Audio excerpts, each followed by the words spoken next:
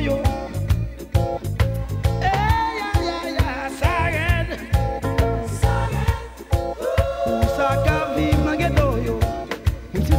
Yo.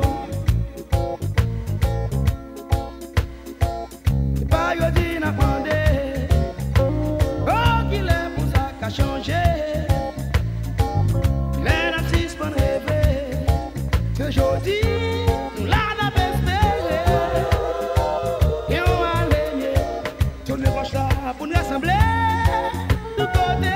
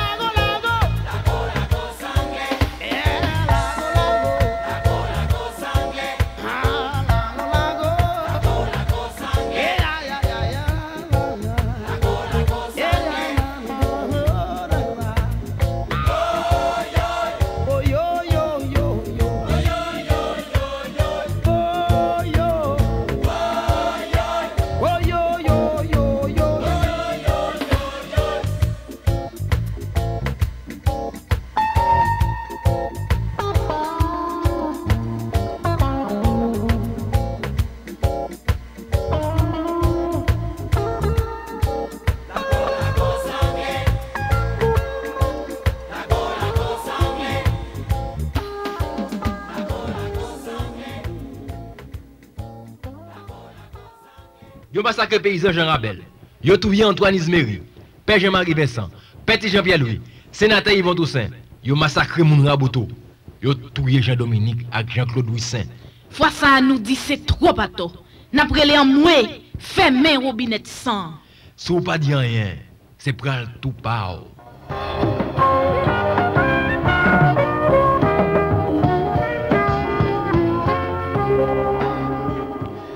Spéciale émission sur déroulement pour ces massacres à Boto. N'a pas abordé, nous suivre 4e semaine là. Nous pourrons aller à partir de lundi, nous pourrons attaquer 5e semaine là. Côté nous pourrons, à partir de lundi, nous pourrons sur 16e journée. C'est un procès qui est extrêmement important pour justice dans le pays d'Haïti, pour le système judiciaire là, parce que Jean responsable t'a dit, c'est que avec procès massacre à Foufela et surtout avec procès massacre à Botoa, nous pourrons penser que le système justice là dans le pays d'Haïti il pourra prendre une autre étape, il pourra prendre un nouveau départ. Nous croyons que il y a des éléments qui sont nouveaux par rapport à la justice en Haïti. C'est côté des experts étrangers viennent porter des preuves, viennent mettre en série de l'autre domaines au service de la justice. Nous sommes capables pour la première fois anthropologie qui vient au service de la justice. Nous sommes capables de tout génétique qui vient au service de la justice. Et surtout, nous sommes capables de spécialistes droit mondiaux qui mettaient service surtout au service de la justice. Et nous sommes capables de que ensemble de domaines, ça y a pour ce massacre à Boto à l'autre vitesse. Parce que éléments ça yo viennent avec des preuves, yo viennent avec des éléments en plus par rapport à ensemble de gens justice là qui a fonctionné en Haïti. Avant nous te prendre nous t'attendait déposition ambassadeur Colin Ganderson, une déposition non pas beaucoup deal qui était marqué 4e semaine déroulement procès. Avant nous te émission et prendre nous t'attendait accusé avocat accusé qui t'a posé ambassadeur Colin Ganderson quelques questions. On a poursuivi avec suite émission, une émission spéciale sur déroulement 4e semaine pour Serra Botoa et n'a suivi reste déclaration devant le tribunal l'ambassadeur Colin Ganderson. Honorable magistrat, je demande la parole. Merci. L'ambassadeur Colin Ganderson, au cours de son exposé, a fait la déclaration suivante. Tous les militaires n'étaient pas mauvais. Il y en avait des bons et des mauvais. Vous lui faites pour nous cette question. Est-ce qu'il peut développer succinctement cette déclaration? Au cours de votre exposé, vous avez dit que parmi les militaires, il y avait des bons et des mauvais militaires. L'avocat du Conseil des accusés vous demande de développer brièvement cette déclaration. Monsieur le doyen, je l'ai dit pour plusieurs raisons. Dans les contacts que nous avions avec les militaires à tous les niveaux, il était clair qu'il y avait des militaires qui étaient mécontents de ce que faisaient d'autres membres de leur institution. Ça, c'était clair. Il y avait également des militaires, par exemple, qui étaient prêts à aider, par exemple, pour avoir accès aux personnes qui se trouvaient en détention, ainsi de suite. C'est pourquoi donc je fais la différence entre ce que j'appelle les bons, n'est-ce pas, ceux qui avaient donc une conscience et qui étaient donc émus par ce qui se passait autour d'eux. Et puis il y avait d'autres qui étaient des brutes. Il y avait des mauvais, il y avait je n'aime pas les mots, des sadiques. Il y avait des personnes, n'est-ce pas, pour qui tuer quelqu'un de l'autre côté, c'était pas grand-chose. Ça c'était clair. Ça c'était clair. Écoutez, bon, les bons et les mauvais, je donne enfin une expérience personnelle. La Mississippi, comme je dis, est arrivée sur place vers le 11 ou le 13 février. Le 25 février, il y avait les funérailles, n'est-ce pas, des naufragés du Neptune, à la cathédrale de Port-au-Prince. Et lors de ces funérailles, les personnes, n'est-ce pas, qui sortaient de la cathédrale ont été arrêtées par les militaires et par les attachés.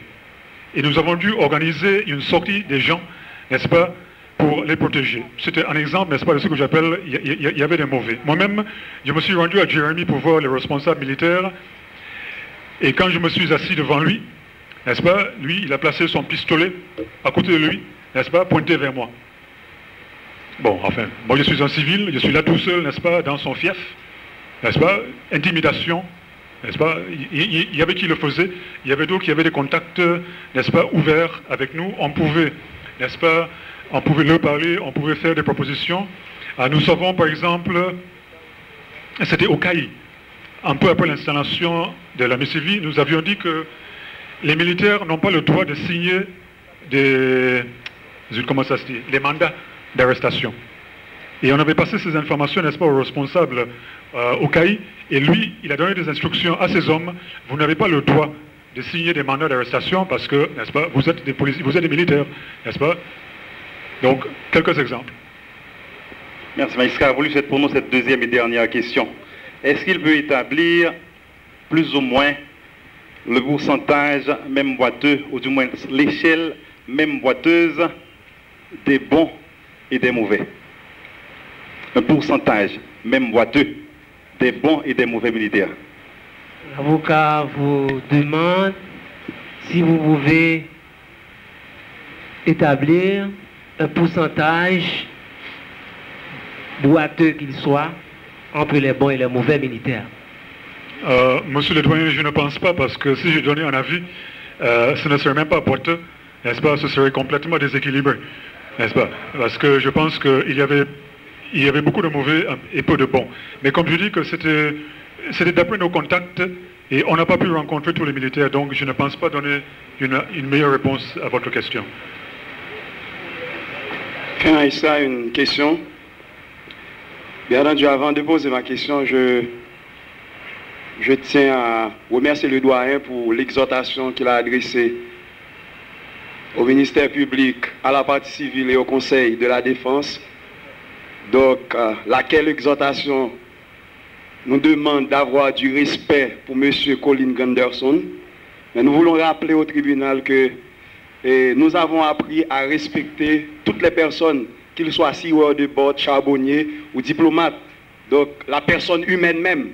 Merci beaucoup. Ma question, magistrat, c'est, comme il a parlé de plusieurs parents, donc, parmi ces parents-là, les personnes qui ont eu des victimes, est-ce que ces parents-là se présentaient auprès de la MICIVI pour dire « j'ai perdu mon fils, j'ai perdu ma fille ». Combien de parents, par exemple, qui se sont rendus pour se plaindre, qui se sont rendus chez la MICIVI en vue de porter plainte, par exemple? Combien de parents? L'avocat du Conseil des accusés vous a demandé combien de parents s'étaient rendus auprès de la MICIVI au fin de porter plainte. Bon, sur le plan technique, comme je vous avais dit, monsieur le doyen, la MICIVI n'avait pas une présence à Gonaïves à l'époque. Donc c'est la MICIVI qui était venue sur place. N'est-ce pas? Et c'est à travers les informations, en questionnant les gens, en posant des questions, n'est-ce pas? Par ici on a trouvé quelqu'un, par là on a trouvé d'autres personnes. Mais je ne suis pas à même de vous donner un chiffre précis, n'est-ce pas, de combien de parents se trouvaient dans cette situation-là. Je ne suis pas à même de le faire. Ok, Maïssa. Deuxième question. Où a-t-il trouvé ce chiffre? 8 à 10 personnes étaient mortes. Où aviez-vous trouvé le nombre de personnes qui auraient été mortes de 8 à 10 personnes? Monsieur le doyen, on n'a pas trouvé le chiffre. On n'a pas trouvé le chiffre, comme il a dit. Non, non, c'est pas truffé, je dis. Trouvé, pardon. Oui. On n'a pas trouvé quelque part. Ok? Enfin, nous t'es pas joint chiffre, n'est-ce pas? Ce que nous avons fait, nous avons posé beaucoup de questions. Nous avons collecté beaucoup d'informations. Nous avons fait des recoupements. Parce que comme j'avais dit, n'est-ce pas, il est possible d'écouter une personne et puis de saisir cette information comme vérité. Pour la MICIVI, non. N'est-ce pas? Il fallait poser des questions. Il fallait faire des recoupements. Et à travers les recoupements que nous avons pu faire, n'est-ce pas, d'après nos informations, il devait avoir au moins 8 à 10 personnes de tuées. Et je crois que dans notre rapport, nous avons donné des noms de quelques-uns de ces 8 ou 10 personnes, parce qu'il y avait également des inconnus. Mais je dis que tout cela, c'était le résultat d'une enquête approfondie qui a duré très longtemps. Donc on n'a pas trouvé, n'est-ce pas, ça quelque part. Merci, Maïssa.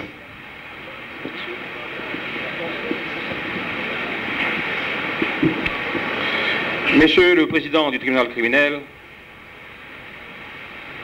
avant l'ambassadeur appelé à déposer pour devant le tribunal comme témoin, on a eu à entendre différents témoins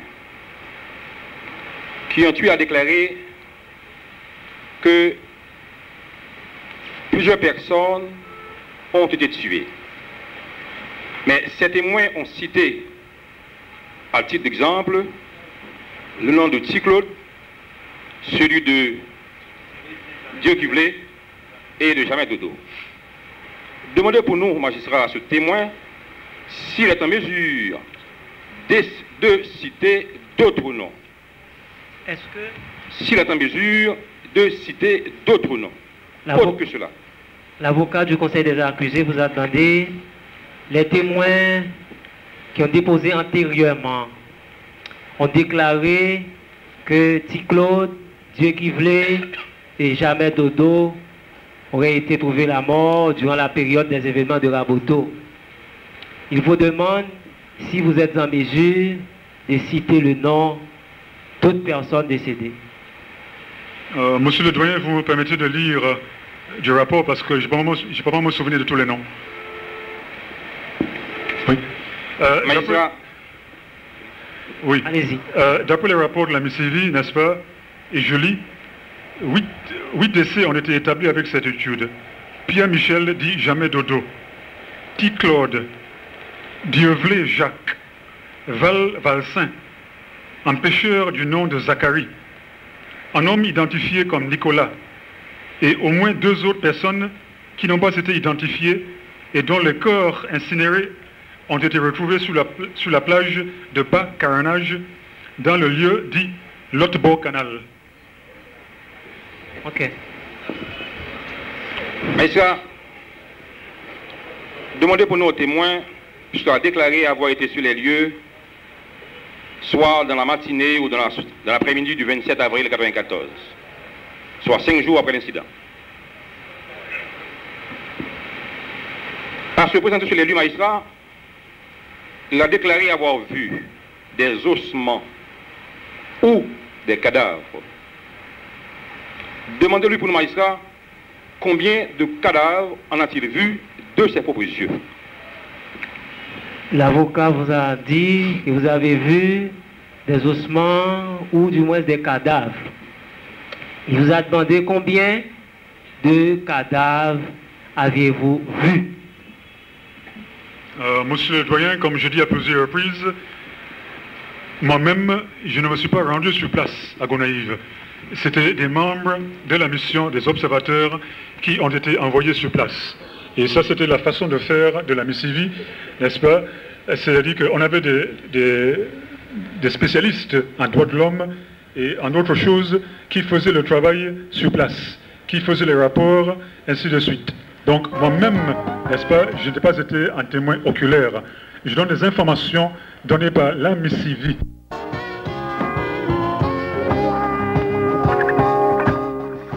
Je crois que c'est avec déclaration ça, ambassadeur Colin Ganderson n'a mis fin à l'émission parce que là nous déjà bout. Je crois que ces amis auditeurs nous te fort vivre une déposition, une belle partie dans la déposition ambassadeur Colin Ganderson. Nous bien regrettons que nous pas qu'à fort vivre toutes parce que monsieur ambassadeur Colin Ganderson t'est parlé en pile, il t'est parlé environ 2 heures de temps. Malheureusement, nous ne pouvons pas faire vivre toute émission en commencement, il y a un finissement. Je crois que les amis auditeurs, comme collaborateurs, nous Gabo t'a signalé nous ça tout à l'heure, c'est que avec procès Massacre Botoa, il y a de nouveaux domaines qui t'a doué approfondir par rapport à la justice dans le pays d'Haïti. C'est des domaines qui connexes à la justice qui commencent à utiliser à travers le procès Massacre Botoa. Et je crois que Haïtiens qui travaillent dans différents domaines doivent profiter avec ça qui commence avec le procès Massacre Botoa, doivent profiter des initiatives qui commencent. Côté nous que il y a une anthropologie qui est entrée avec la justice, il y a une génétique qui vient rejoindre la justice, en même temps il y a une question de droit à moun tout, spécialiste en droit à moun il y a un intérêt divers haïtiens qui étudient dans le domaine ça et en pile monde qui évolué dans le domaine de la justice doit à partir des initiatives ça faire début ça vient tourner en bas systématique l'avancement de justice là parce que on croit que l'initiative qui prend là est très bon, est très intéressant et faut que nous encourager et me crois tout le monde qui a évolué dans les affaires de la justice et tout le monde qui a évolué dans l'autre domaine ça et il y a des autres domaines que nous beaucoup nous espérons nous pas le ensuite pour ça me crois important en pile pour nous continuer à faire ça parce que si nous dit faut que nous changer justice là faut que c'est tout le monde qui peut participation. Les amis auditeurs, c'était un plaisir pour nous avec vous semaine ça. Moi-même avec metteur en nom de nous, technicien nous, Harry Gabo, nous disons bonsoir, bonne semaine et nous espérons que nous pourrons samedi prochain. Bye bye, bonne semaine à tout le monde.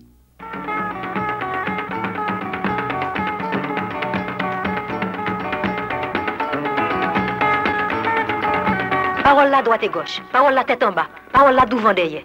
Avec Radio Haïti, parole la clé.